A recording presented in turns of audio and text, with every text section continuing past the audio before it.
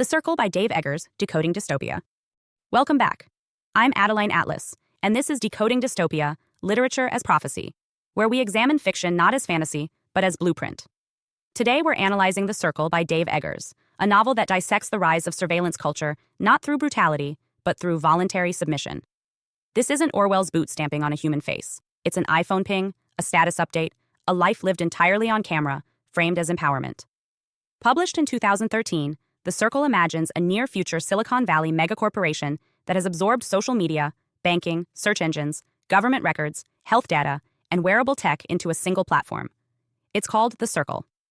The company motto, "All that happens must be known," is presented as the next evolutionary step in democracy, safety, and human connection. But what Eggers reveals is something darker. A society where privacy is immoral, silence is suspect, and surveillance is love. The protagonist, May Holland, begins as a new employee thrilled to join the Circle's campus. At first, the culture seems utopian. Free meals, wellness centers, friendly coworkers, seamless tech. But very quickly, we learn that participation is totalizing. Employees are expected to constantly update their status, rate their experiences, engage with events, and smile more in their photos. What starts as community becomes compulsion. Eggers exposes the underlying mechanism, transparency as conformity. This is the novel's first dystopian insight. Surveillance isn't imposed, it's incentivized. Users hand over their privacy not under threat, but in exchange for attention, validation, and access. The more May shares, the more successful she becomes. Her ranking improves, her influence grows, her life becomes a performance. And soon, inauthenticity is indistinguishable from optimization. Compare this to today's hyper-transparency culture. Real-time live streaming, wearable cameras, always-on digital presence, and social scoring systems, whether explicit like China's or implicit like Instagram likes, create a reality where people curate themselves for approval. Self-surveillance replaces state surveillance. You don't need to be watched when you are voluntarily broadcasting. Eggers captures this perfectly through the concept of going transparent, a program that encourages public figures to wear a live streaming device that records everything they see and hear. The justification is accountability, but the result is total visibility. May eventually chooses to go transparent herself, becoming a full-time public figure whose every word, facial expression, and bowel movement is monitored and archived. This isn't speculative anymore. We now have live streaming politicians, 24/7 influencers, and AI tools that track eye contact and speech cadence for performance scoring. The soft tyranny of The Circle isn't forced surveillance, it's gamified oversharing. Privacy becomes selfish. Secrets are immoral. Disconnection is treasonous. Another core theme is the eradication of anonymity. The Circle introduces a program called True You, which links all digital accounts to a single verified identity. No more pseudonyms, no more multiple logins, no more faceless internet trolls. On the surface, this seems like a great idea. Reduce abuse, enhance accountability. But the hidden cost is erased boundaries. There is no more compartmentalization. Your medical history, political beliefs, purchase habits, and social network are all unified and visible. This aligns with real-world trends: biometric IDs, facial recognition payment systems, government-linked social media profiles, and unified authentication frameworks. While these systems are pitched as conveniences, they also eliminate contextual privacy, the ability to be different people in different spaces. In The Circle, once you are known, you are fully knowable, and therefore fully governable.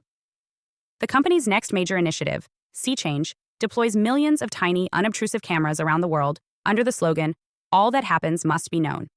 The cameras are cheap, solar-powered, and networked. They're installed in public spaces, classrooms, offices, and even remote villages. The promise is global justice. Crimes will be caught, corruption will be exposed, truth will flourish. But Eggers reveals the dark truth. Context dies under constant surveillance. People behave differently when watched. They perform, they conform. They suppress curiosity, spontaneity, and dissent. Sea Change doesn't produce truth. It produces compliance, and that is the point. When everyone is observed, everyone becomes predictable. Eggers is pointing to a critical modern trend, the cultural shift from privacy as a right to privacy as a suspicion. In the world of The Circle, if you're not sharing, you're hiding. If you're offline, you're unstable. Secrets suggest guilt. This logic justifies surveillance in the name of openness. But in practice, it erodes interiority, the personal realm where conscience, doubt, and transformation live. May's transformation from curious individual to corporate evangelist is subtle. She begins by resisting. She questions the need for transparency. She withholds certain experiences. But the pressure mounts. Friends push her to share more. Her bosses remind her that connection is progress. The metrics reward obedience. Gradually, her resistance erodes. Eggers shows how the soft coercion of likes, rankings, and group dynamics can outpace authoritarian force. We see this today in how algorithms reward attention-seeking behavior, filter out nuance, and penalize privacy. The average person is now conditioned to share updates, reveal preferences, signal virtue, and document personal milestones, not because they're forced, but because they're trained. The circle is not imposed from above. It is constructed from within. At the heart of the novel is a chilling inversion. Surveillance becomes love. When May's ex-boyfriend Mercer warns her that constant exposure is eroding her soul, she sees him as paranoid, even cruel. When her parents hesitate to be filmed for May's followers, they are framed as withholding. Eggers asks, what happens when love becomes performative documentation? When care is measured by views and shares? This emotional manipulation is what makes the circle prophetic. The final stage of control isn't fear, it's praise. It's the warm glow of community. It's the dopamine of approval. In this world, people aren't surveilled. They surveil themselves to belong. As the circle unfolds, we witness the gradual transition from corporate convenience to cultural religion. What begins as an optional platform becomes a moral standard. Eggers shows us how surveillance technology, once adopted, doesn't remain a feature. It becomes a value system. The circle's tools are not sold through fear, but through the illusion of progress, safety, truth, belonging. But behind every update lies a fundamental rewrite of what it means to be human. To be visible is to be virtuous. One of the novel's most disturbing developments is the implementation of democracy, a system that connects voting to circle accounts.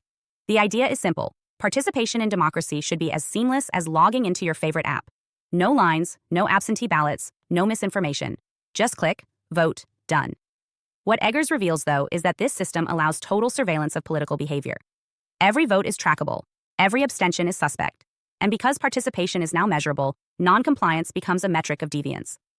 We are seeing this unfold today in the push for digital ID-linked voting, blockchain-based civic engagement apps, and AI-powered sentiment tracking tools.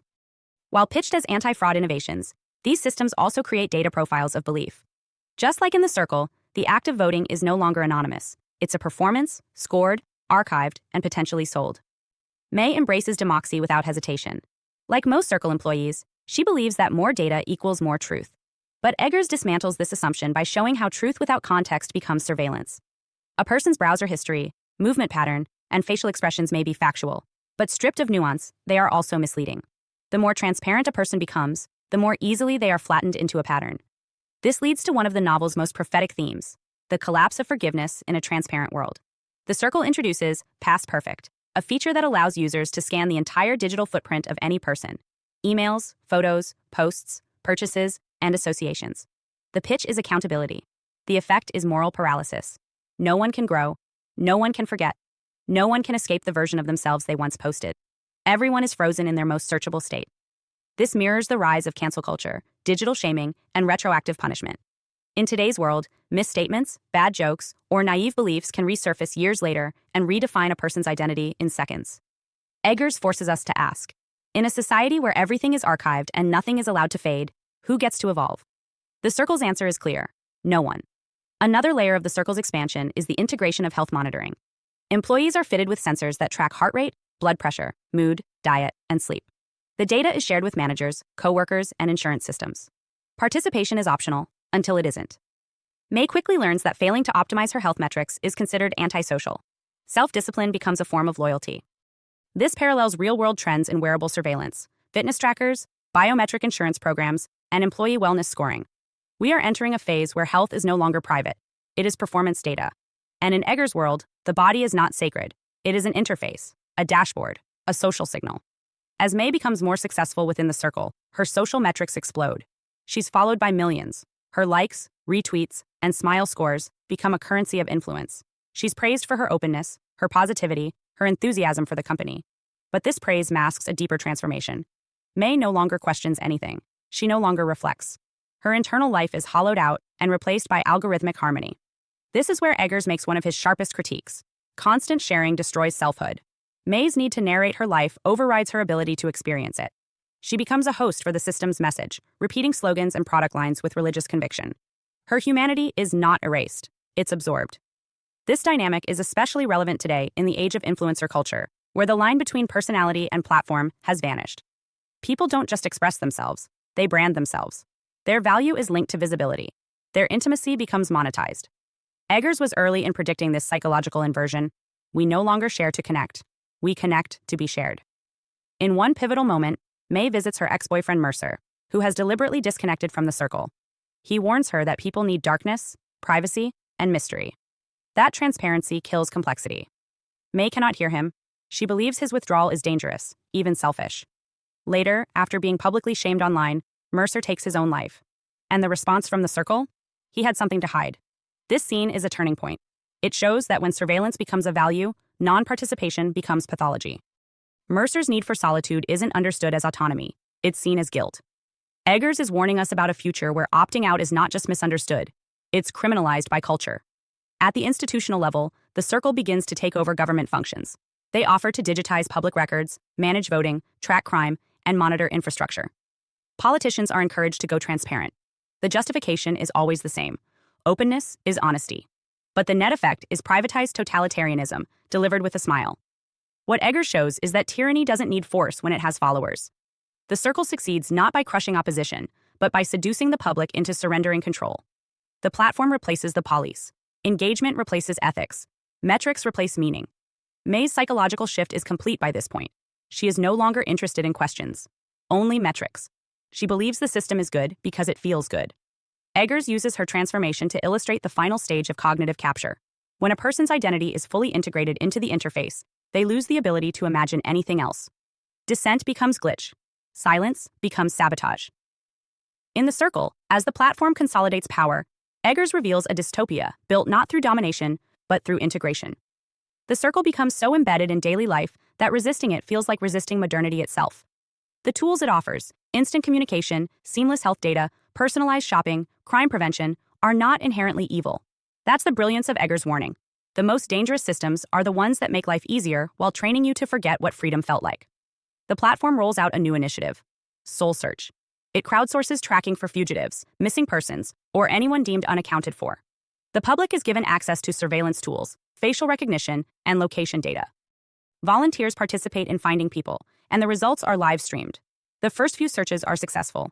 Then, a woman who doesn't want to be found is located and dies by suicide. The circle chalks it up to tragedy, not failure. The message is clear: the right to disappear is now obsolete. This echoes current debates around facial recognition, predictive policing, and real-time geolocation sharing. Governments and private companies alike are building systems that can find almost anyone, instantly. While marketed as safety features, they eliminate what philosopher Ivan Illich called shadow time, the untracked moments that allow the soul to breathe. In the circle, visibility becomes inescapable presence. Eggers forces us to question the cost of this visibility. When everything is documented, archived, and analyzed, risk becomes treasonous. Artists, thinkers, dissidents, and wanderers all require ambiguity. But the circle can't accommodate ambiguity. It requires frictionless users. It rewards predictable behavior. And so it punishes depth, indirectly and pervasively. May's own transformation into a brand ambassador is now complete. Her internal monologue is fully merged with corporate language. She no longer hesitates before speaking. Every conversation is a performance. Every decision is ranked.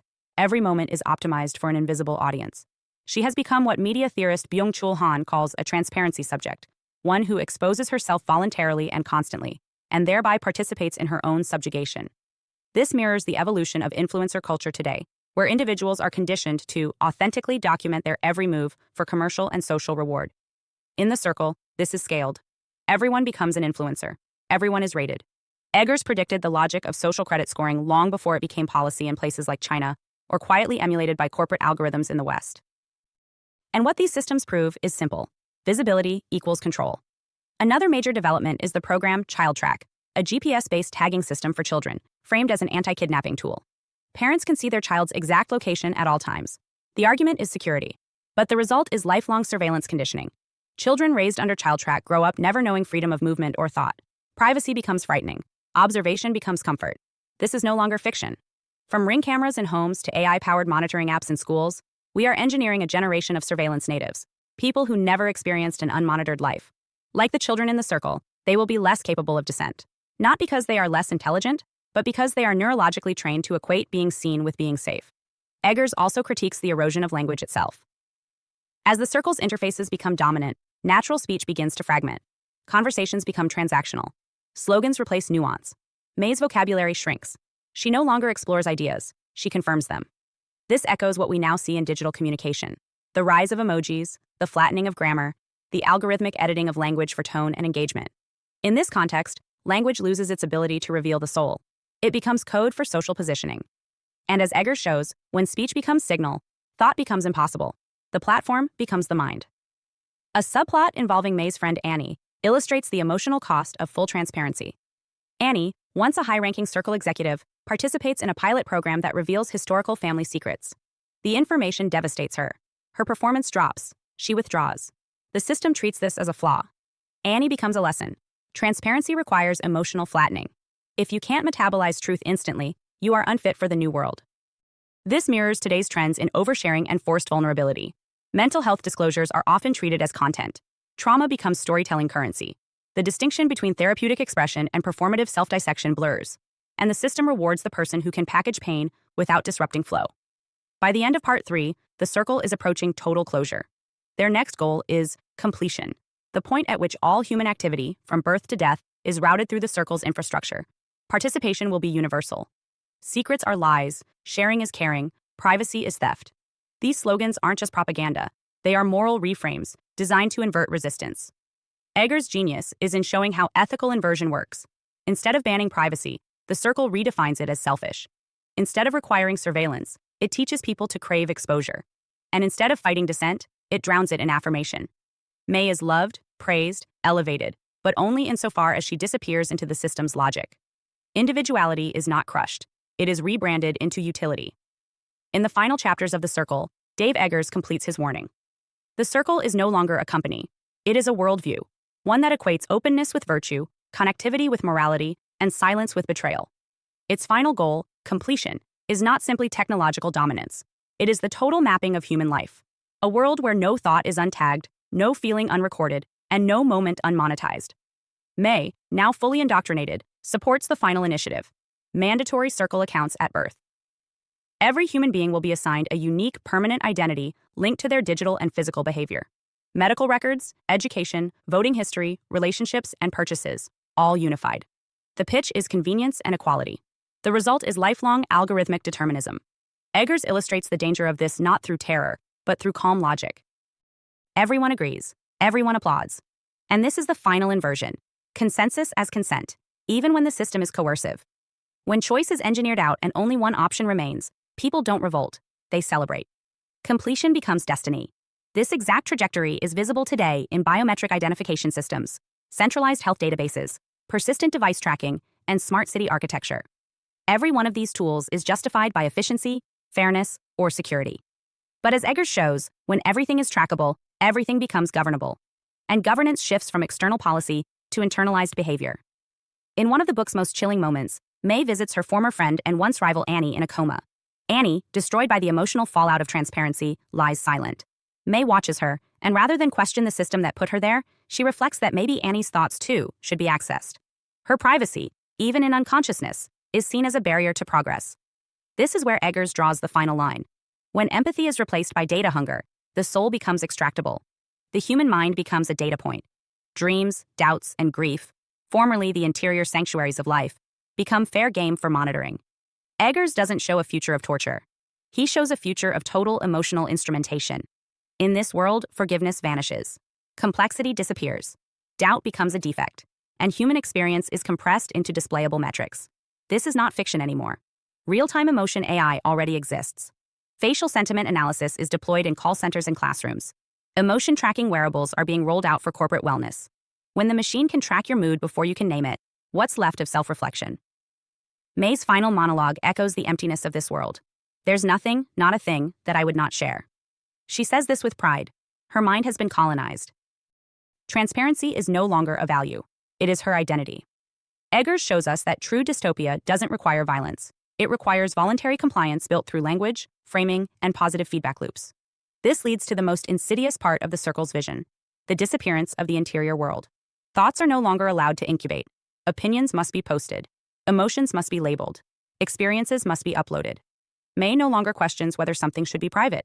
She only asks how it can be optimized. The result is a world where nothing is sacred, because everything is visible. This is Eggers' final prophecy. In a culture of total sharing, silence is the last rebellion. But even that is being hunted. Algorithms now predict depressive episodes before people do. Journals sync to the cloud. Personal habits are gamified. The space to process pain, love, or transformation alone is shrinking. And this is what the circle ultimately erodes. Not freedom in the political sense, but freedom in the spiritual sense. The right to be unknown, to change, to hide, to doubt, and to grow outside the frame. So what does the circle teach us? That the most dangerous form of surveillance isn't the camera. It's the belief that the camera is love. That tyranny doesn't begin with censorship. It begins with social scoring. That the scariest loss isn't privacy. It's personhood, flattened by metrics and sold as transparency. Eggers isn't warning us about a company. He's warning us about a cultural shift. A shift from depth to display, from mystery to metrics, from soul to spectacle. And that's why the circle is prophetic. It shows us that the tools we embrace most eagerly are often the ones that erase us most completely. This has been The Circle, Transparency as Tyranny, part of the Decoding Dystopia, Literature as Prophecy series. Hi, I'm Adeline Atlas, 11x published author, and what you just watched was only a taste of what's inside the Truth series, where we go all the way down the rabbit hole. If you're the kind of person who's always asking bigger questions, who knows there's more to this world than what we've been told, then this is your invitation to the series that was built for you. Inside the Truth series, you'll get full access to 6 mind-blowing sub-series designed to wake up your highest intelligence and decode the matrix we live in. 1. Locate the truth. Learn how to actually research, not just what to search, but how to verify, cross-reference, read declassified files, and protect your own mind from weaponized misinformation. This is truth-seeking, decoded. 2. The Mandela Effect. Are we shifting timelines? Why do so many people remember a different past? We break down the most bizarre, undeniable examples of reality glitches and what they tell us about consciousness and control. 3. Law is magic. Law is not what you think it is. From word spells to maritime law and hidden contracts, we uncover how legal systems use language like a wand and how to stop being tricked by fine print that binds you without consent. 4. Entertainment or ritual. The Hollywood and music industries are not just for entertainment. From Super Bowl rituals to Grammy stage symbolism, we decode what's really being shown, who it serves, and why mass consciousness is the target. 5. Decoding dystopia. Ever wondered why dystopian fiction feels prophetic? In this subseries, we decode popular films and books, Hunger Games, 1984, Black Mirror, to reveal the hidden blueprints and predictive programming behind the plot. 6. MK Ultra plus mind control programs. This one gets deep. From real MK Ultra documents to modern symbolism in media, we expose how mind control operates in plain sight and how to free yourself from manipulation you didn't even know was happening. And that's just the beginning. If this resonated with you, click the links below and join us inside the Full Truth series, because the more you know, the harder you are to control. This is your awakening. We don't just ask questions, we find answers. Let's go all the way down the rabbit hole together.